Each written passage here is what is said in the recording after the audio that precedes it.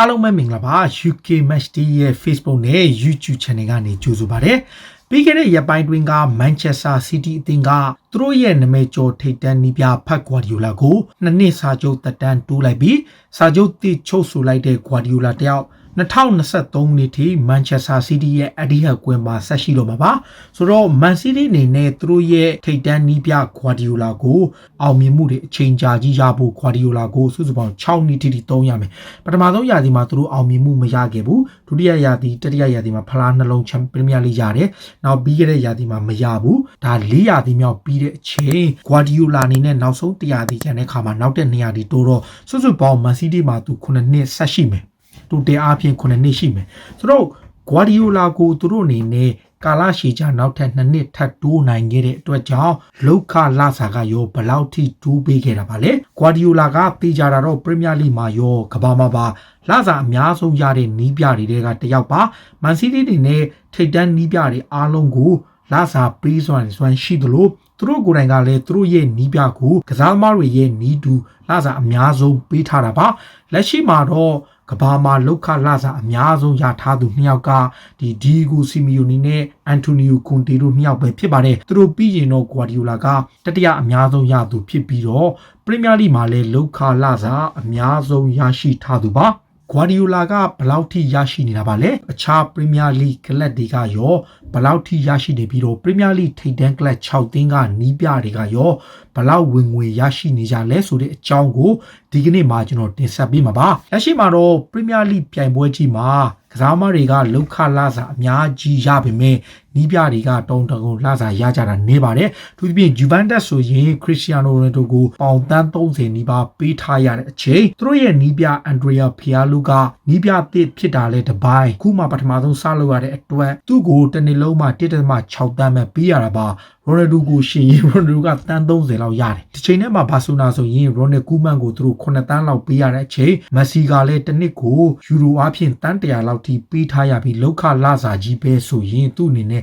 တန်း60ကျော်ထိပေးထားရတယ်ဆိုတော့ဒီလောက်ထိကွာဟာတဲ့ကစားမနဲ့လောက်ခလာစာနီးပြတွေနဲ့လောက်ခလာစာကြားမှာပရီးမီးယားလိကထိပ်တန်းကလပ်တွေကတော့တိတ်ကွာချမှုမရှိဘူးဆိုတော့ပရီးမီးယားလိကနီးပြတွေရောလာစာအများကြီးပေးထားတဲ့ထက်မှာဘယ်အသင်းတွေရဲ့နီးပြတွေကလာစာဘယ်လောက်ရကြပါလဲဆိုတော့ကျွန်တော်တို့ပထမဆုံးအနေနဲ့အဆင့်20မှာရှိနေတာကလက်ရှိ Sheffield United အသင်းရဲ့နီးပြပါပြီးခဲ့တဲ့ရာသီကမှတန်းတက်လာခဲ့တဲ့အတွက်သူကစာချုပ်အဟောင်းကြောင့် Chris Wilder ဟာတပတ်လောက်ခပေါင်1400ပဲရရှိသူဖြစ်ပြီးတော့နီးပြတွေမှာလောက်ခလာစာအနည်းဆုံးရရှိသူပါအဆင့်19မှာတော့လက်ရှိ West Brom အသင်းကနေပရီးမီးယားလိကိုရောက်လာတဲ့ Slaven Bilic ကတစ်ပတ်ကိုပေါင်18900ရတယ်ဒါအဆင့်19ပေါ့ပြီးတော့အဆင့်19နေရာမှာ2ယောက်ရှိတယ်အဲ့ဒါက Southampton ရဲ့နီးပြ Hassendal ဆိုတဲ့သူနဲ့တစ်ဖက်က Graham Potter ဆိုတဲ့ Brighton ရဲ့နီးပြ Southampton နီးပြဆိုရင်စာချုပ်တစ်ကြောင်းတစ်ပတ်ကိုမှပေါင်2100ပဲရတယ်အဟောင်းတော့သူဘယ်လောက်မှတော့ရတာမဟုတ်ဘူးလက်ရှိနေတာရ Graham Potter ကလည်း2100နဲ့အဆင့်19မှာရှိတယ်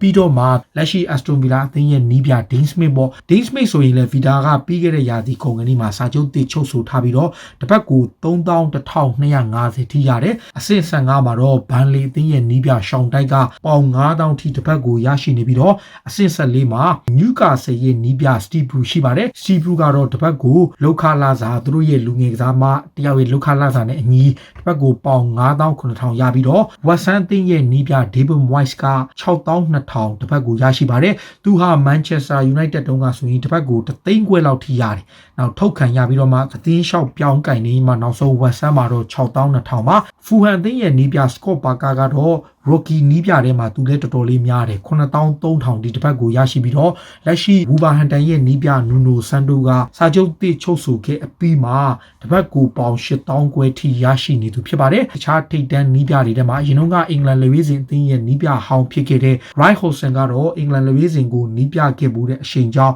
တစ်ပတ်ကိုပေါင်9350ထိရတယ်သူ့အနေနဲ့တော်တော်လေးများတယ်လို့ပြောရမယ်ပြီးတော့မှရင်ကလီဗာပူးနီးပြဖြစ်ခဲ့လို့ Celtic မှာလည်းလုပ်ခဲ့ပြီးတော့ပြီး ပြီးခဲ့တဲ့ရာသီမှာလက်စာနဲ့ကောင်းဆုံးစွမ်းဆောင်ရည်ပြတဲ့ Brandon Roger ပါဒီလာစာက3,900ရတယ်သူလည်းတော်တော်လေးရရှိနေတာမပါပြီးတော့တစ်နှစ်လောက်ခဆိုရင်သူ့အနေနဲ့ပေါင်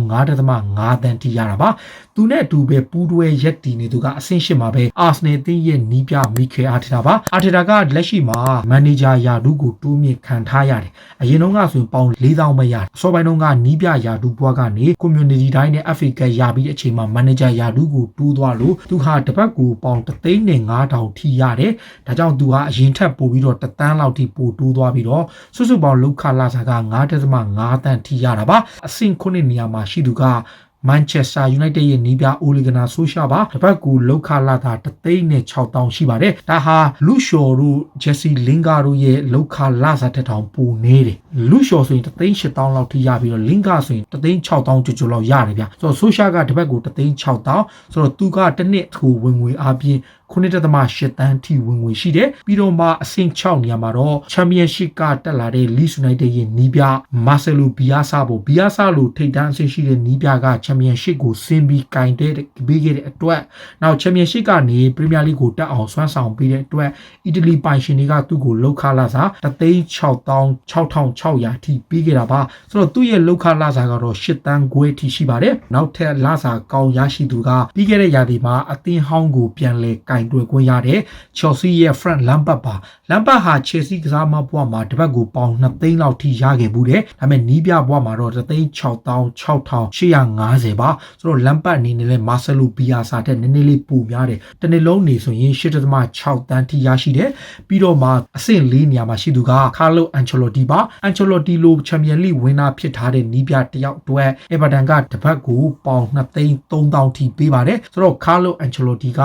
သူ့ရဲ့လောက်ခလာစာကတစ်နှစ်ကိုပေါင်12 သန်းထိရရှိတာပါဒါဟာနာပူလီမှာရရှိနေတဲ့လာစာရဲ့2ဆနီးပါးထိသူ Everton ကပေးထားတာပါအဆင့်3မှာတော့ Champions League ဝင်နာနီးပြပဲဖြစ်တဲ့ Jose Mourinho ပါ Jose Mourinho က Manchester United မှာရခဲ့တဲ့လာစာတက်တောင်ပို့ပြီးတော့ Tottenham Hotspur ကသူ့ကိုပေးထားတယ် Mauricio Pochettino ကိုထုတ်ပြီးတဲ့အချိန်မှာ Daniel Levy က Mourinho ကိုပေါင်16.2 သန်းထိတစ်နှစ်ကိုပေးထားတယ်လောက်ခလာစာအနေနဲ့တစ်ပတ်ချင်းစီဆိုရင်ပေါင်3,13,000ထိပေးထားတာပါဆိုတော့ Mourinho က Premier League မှာတတိယလစာအကောင်းဆုံးရရှိသူလည်းဖြစ်ပါတယ်ဆိုတော့Mourinho ကပေါင်16.2 သန်းထိတစ်နှစ်ကိုရတဲ့အချိန်ဒုတိယအများဆုံးရသူကတော့လီဗာပူးရဲ့ယာဂန်ကလော့ပဲဖြစ်ပါတယ်ကလော့အနေနဲ့လီဗာပူးနဲ့စာချုပ်အဟောင်းနှုန်းက2 သိန်းလောက်ပဲရတဲ့အခါစာချုပ်သစ်မှာတော့3,13,000ထိရရှိပါတယ်ဆိုတော့သူက2024ခုနှစ်ထိစာချုပ်ချုပ်ဆိုထားတဲ့အချိန်ယာဂန်ကလော့ကလီဗာပူးမှာလောက်ခလာစာက16.3 သန်းရရှိတာပါဒါပရီးမီးယားလိမှာဆိုရင်တော့ဒုတိယအများဆုံးသူယူထားပေးတဲ့စူဖလားတွေအောင်မြင်မှုတွေနဲ့သူတိစောက်ထားတဲ့အသင်းရဒီလောက်ရရှိတာဟာတော်တော်လေးထိုက်တယ်နဲ့လို့ပြောရမှာပါဒါပေမဲ့ကမ္ဘာဘောလုံးလောကမှာရောပရီးမီးယားလိမှာပါဝင်ငွေအများဆုံးရတဲ့နီးပြတွေကတယောက်လည်းဖြစ်တဲ့အောင်မြင်မှုတွေလည်းအများကြီးယူပေးထားတယ်မန်စီးတီးမှာဆိုရင်ပရီးမီးယားလိ2 ကြိမ်ယူထားတယ်လိဖလားကို3 ကြိမ် FA က1 ကြိမ်နဲ့ဒီဘိုင်မြူးနစ်မှာလည်းဖလားတွေဘာစီလိုနာမှာဆိုရင်ချန်ပီယံလိဖလားတွေပါပါဝင်ယူပေးထားတယ်နမေကျော်ထိပ်တန်းနီးပြဖတ်ဂွာဒီယိုလာကပရီးမီးယားလိရဲ့လောက်ခလာစာအများဆုံးရရှိသူပါသူကတစ်ပတ်ကိုပေါင်4,9,500ထိရတာပါဒါအရင်တုန်းကသူ့ရဲ့လောက်ခလာစာကတစ်နှစ်ကိုတန်း20ထိရပြီးတော့စာချုပ်သစ်အရ21.2 သန်းပေါ့တန်းကျော်ထပ်ပြီးတိုးလာတယ်ဒါဟာပရီးမီးယားလိလောကမှာအများဆုံးရရှိပြီးလက်ရှိမန်ချက်စတာစီးတီးကစားသမားတွေရတဲ့လကထက်ကိုပိုများတယ်ပရီးမီးယားလိမှာကျွန်တော်တို့လောက်ခလာစာအများဆုံးရရှိသူကမန်ချက်စတာယူနိုက်တက်ရဲ့ဂိုးသမားဒါဗစ်ဒဟေယာပါ3,9,500ထိရထားပြီးတော့အဘာမီယန်ကလည်း3 သိန်းခွဲအိုဇီးလည်း3 သိန်းခွဲရတယ်ဖော့ပါဆို2 သိန်း9,000ရိုင်မ်စာလီနိုကက်ဗင်ဒဘရိုင်းနာတို့လည်း3 သိန်းပတ်ဝန်းကျင်ရပါမယ်ဂွာဒီယိုလာက4,9,500ထိရတာပါဆိုတော့ဒါကပရိသတ်တွေမတည်သေးတဲ့အင်္ဂလန်ပရီးမီးယားလိကလပ်အသင်း20ရဲ့လောက်ခလာစာတွေနဲ့စာချုပ်တက်တန်း2 နှစ်တိုးထားတဲ့ဖတ်ဂွာဒီယိုလာရဲ့လာစာအကြောင်းကိုတင်ဆက်ပေးခဲ့တာပါပရိသတ်တွေနေနဲ့လည်းနောက်ပိုင်းမှာသိကျင်တဲ့အကြောင်းအရာတွေကိုလည်းကွန်မန့်မှာဝင်ရောက်မှတ်ချက်ပေးလိုပါတယ်ဘယ်နီးပြကဒီထက်ပိုထိုက်တန်ပြီးတော့ဘယ်နီးပြကပူရရှိနေကြလဲဘယ်နီးပြကတော့ပူရသင့်လဲဆိုတဲ့အကြောင်းတွေကိုကွန်မန့်မှာဝင်ရောက်မှတ်ချက်ပေးကြပါလို့ပြောရင်လည်းဒီကနေ့အစီအစဉ်ကိုဒီမှာပဲဆုံးသက်ပြစီအားလုံးကိုကျေးဇူးတင်ပါဗျာ